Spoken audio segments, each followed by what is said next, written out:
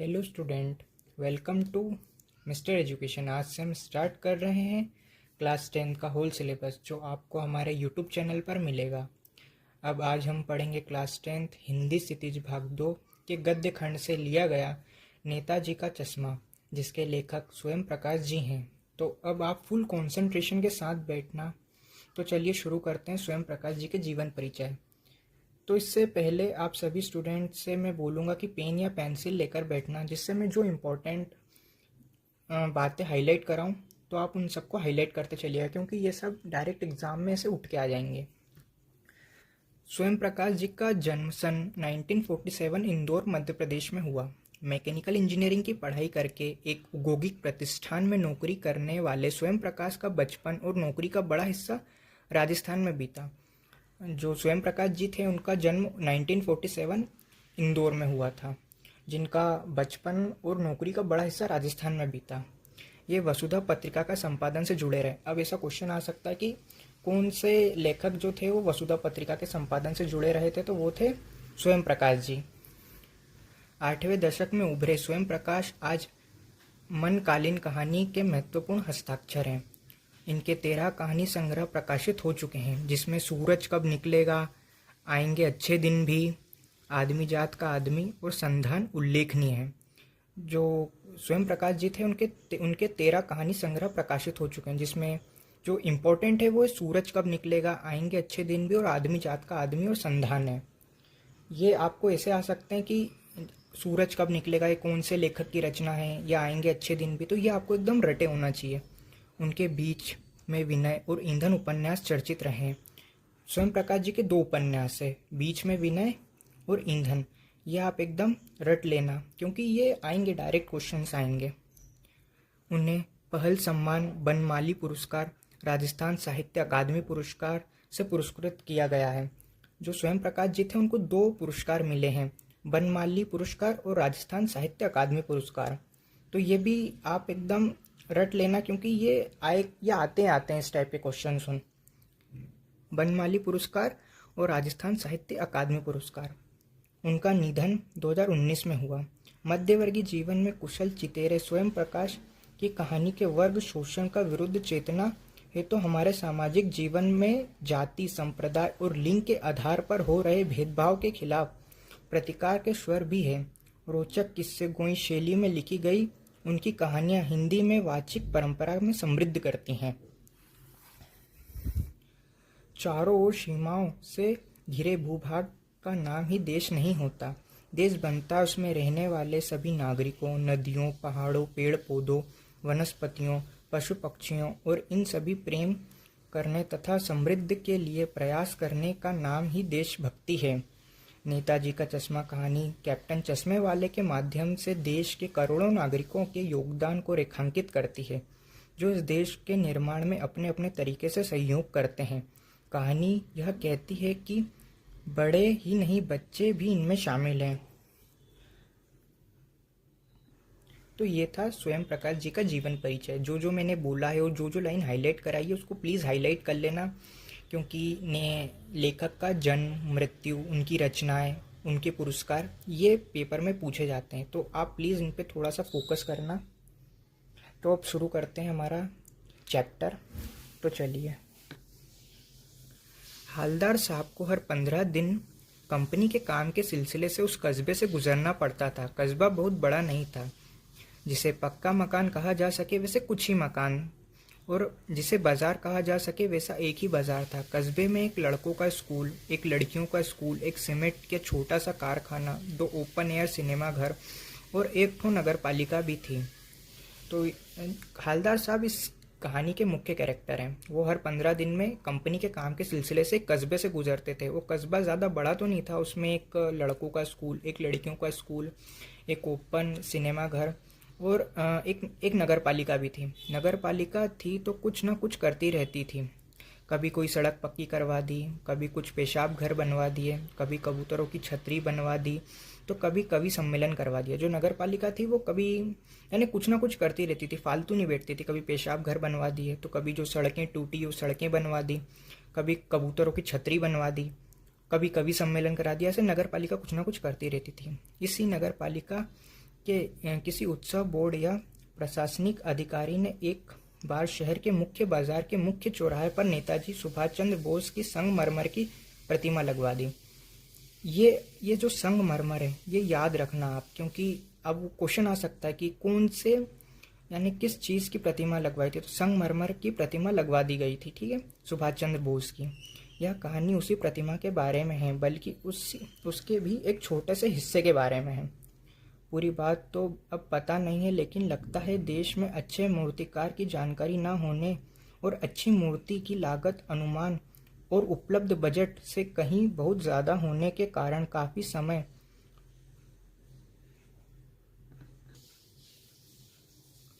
उहापोह और चिट्ठी पत्र में बराबर हुए लोगों और बोर्ड की शासन विधि समाप्त होने की घड़ियों में किसी स्थानीय कलाकार को ही अवसर देने का निर्णय किया गया होगा, और अंत में कस्बे के इकलौते हाई स्कूल के इकलौते ड्राइंग मास्टर, मान लीजिए मोतीलाल जी, ये आप याद रखना कि मूर्ति किसने बनाई थी, मोतीलाल जी को एक यही काम सौंप दिया गया होगा, जो महीने भर में मूर्ति बनाकर पटक देने में विश्वास दिला रहे थे।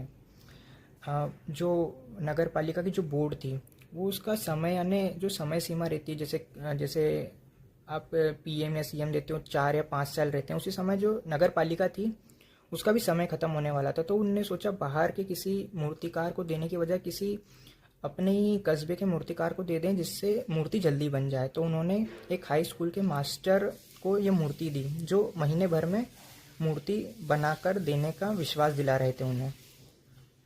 जैसा कि कहा जा चुका है कि मूर्ति संगमरमर की थी। टोपी की नोक से कोट के दूसरे जैसे कि कहा जा चुका है मूर्ति संगमरमर की थी। टोपी की नोक से कोट के दूसरे बटन तक कुछ 2 फुट ऊंची। मूर्ति कितनी ऊंची थी? 2 फुट ऊंची थी। इसे कहते हैं बस्ट। और सुंदर थी। नेताजी सुंदर लग रहे थे, कुछ मासूम और कमशीन फौजी वर्दी में।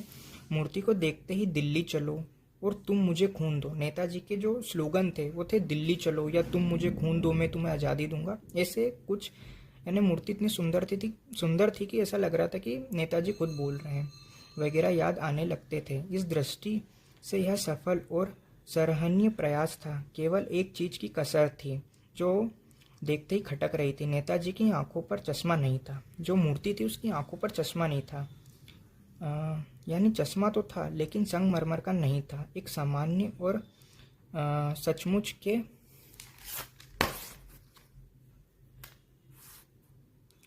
चश्मे की चौड़ा काला फ्रेम मूर्ति पर पहना दिया गया था। हालदार साहब जब पहली बार इस कस्बे से गुजरे और चौराहे पर पान खाने रुके तो उन्होंने इस लक्षित किया और उनके चेहरे पर एक कुतुम्भरी मुस्कान फैल गई।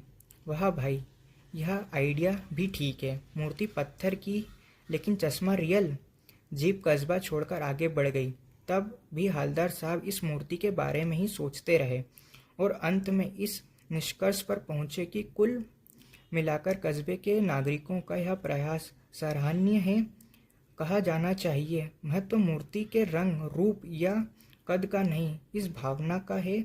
वरना तो देशभक्ति भी आजकल मजाक की ही चीज़ हो चुकी है। यानी इसमें जो हलदर साहब थे वो देखते हैं कि संगमरमर का चश्मा नहीं है, बाकी अब जो लोग थे उन्होंने रियल चश्मा लगा दिया था, तो वो उनकी प्रशंसा कर रहे हैं कि जो वहाँ के नागरिक हैं उन्होंने रियल चश्मा लगा दिया उसके बदले। दूसरी बार जब हालदार साहब उधर से गुजरे तो उन्होंने मूर्ति में कुछ अंतर दिखाई दिया। ध्यान से देखा तो पाया कि चश्मा दूसरा है। पहला मोटा फ्रेम वाला चौकोर चश्मा था, अब तार फ्रेम वाला गोल चश्मा है। हालदार साहब का कौतुक और बड़ा। वाह भाई, क्या आइडिया है। मूर्ति कपड़े नहीं बदल सकती लेकिन चश्मा तो बदल सकती है। जब हालदार साहब पहले आए थे तो उसमें एक चौड़ी फ्रेम वाला और चौकोर चश्मा था, पर जब हालदार साहब दूसरी बार आए तो उसमें तार वाला और गोल चश्मा था। तो हालदार साहब बोल रहे कि भले मूर्ति कपड़े नहीं बदल सकती मगर चश्मा तो बदल सकती है। तीसरी बार फिर नया चश्मा था। हालदार साहब की आदत पड़ गई थी हर बार कस्बे से गुजरते समय चौराहे पर रुकना, पान खाना, मूर्ति को ध्यान से देखना। एक बार जब कौतूहल दर्द मान्य हो उठा तो पान वाले से पूछ ही लिया, क्यों भाई, क्या बात थे? या तुम्हारे नेताजी का चश्मा हर बार बदल कैसे जाता है? पान वाला खुद के मुंह में पान ठूसा हुआ था। वह काला, मोटा और खुश मिजाज आदमी था। हवलदार साहब के प्रश्न सुनकर वह आंखी आंखों में हंसा। उसकी तोंद थिरकी। पीछे घूमकर उसने दुकान के नीचे पान थूका। अपनी लाल काली बत्ती सी दिखाकर बोला, कैप्टन चश्मे वाला करता है। जब हवलदार साहब बार बार देखते हैं कि चश्मा बदल कैसे जाता है नेताजी का, तो उनके उनके अंदर जिज्ञासा उठती है और वो पान वाले से पूछ ही लेते हैं कि ये तुम्हारे नेताजी का चश्मा बदल कैसे जाता है। जो पान वाला था वो काला, मोटा और खुश मिजाज व्यक्ति था। क्या करते हैं? हवलदार साहब कुछ समझ नहीं पाए। चश्मा चेंज कर देता है, पान वाले ने समझाया। क्यों? क्यों मतलब क्यों चेंज कर देता है? हवलदार साहब अब भी नहीं समझ पाए। कोई ग्राहक आ गया समझो, उसको चौड़ी चौखट चाहिए, तो कैप्टन किधर से लाएगा? तो उसको मूर्ति वाला दे दिया, उधर दूसरा बैठा दिया। अब हवलदार साहब को बात कुछ कुछ समझ आई। एक चश्मे वाला है जिसका नाम कैप्टन है। ये याद रखना, चश्मे वाले का नाम था कैप्टन। उसे नेताजी के बगैर चश्मे वाली मूर्ति बुरी लगती है, बल्कि आहत करती है।